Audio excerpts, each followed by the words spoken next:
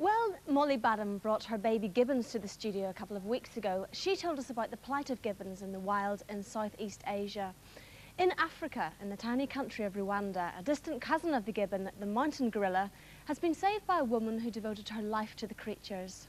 Diane Fossey spent years studying and protecting gorillas until she died in 1985. She set up the Karisoke Research Centre in 1967, and that was to safeguard the future of the animals who had become her friends. Now, you might have seen on Newsround how the British government has donated a Landrover, and that's to help with the Karisoke's work. Last week, it was handed over to the director of the centre, Dr. Alan Goodall. Alan, welcome to the studio. How did you come to be given this Landrover?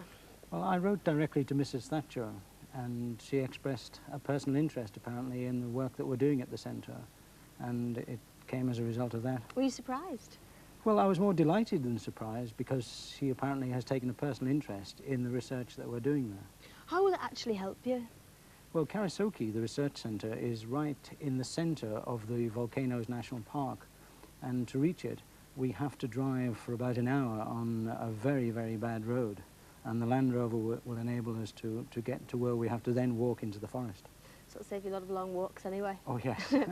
Now, during your work at the Karisoke Centre, you must have got very close to gorillas. What are they actually like? Well, at times they can be very gentle, they can be very playful. They can also be quite ferocious. The great thing now is that they accept us after all of these years. And who's taking this film? Right. This is something that I have taken recently of one of our research groups, Group 5, which are in the park, in the Volcano National Park. Now, you're incredibly close to them at the moment. Well, the good thing here is that they now ignore us, and this is the greatest thing here. The silverback's just standing in front of me while the rest of his group move past. Don't they ever get violent? Have you never been attacked by one? No, fortunately not. Here you see a display. That is a bit of violence. They look so powerful, don't they? And here is another one of the dominant male silverbacks moving past, and then the other females and the rest of the group just move past, and the good thing is they ignore us. Do you get to know them all, kind of like individually? Oh yes, this one here, Ziz, for example, I saw him when he was first born 18 years ago. Really? The size of now. Now, how old would these two be? These two are 3, and play is a very important part of their life. And as you can see, they enjoy it. They're just like humans, aren't they? Oh yes. One of the problems now is they're so used to us that when we have visitors, this is one of my teenage daughters who came out to see, that the infants try and initiate play with us. We try and discourage this, and so do the other gorillas like to play with them as well. Were they actually in a lot of danger before? They were, yes. There were threats from poachers, from people trying to capture infants like these for zoos. Oh, they're fabulous, aren't they?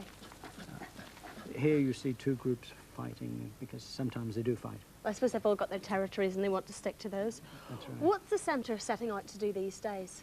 Well, what we're trying to show is that we're interested in people as well as the gorillas. So we're not just cutting traps and things like that. That's carrying on, but we're trying to help the people who live on the borders of the park and broaden the research.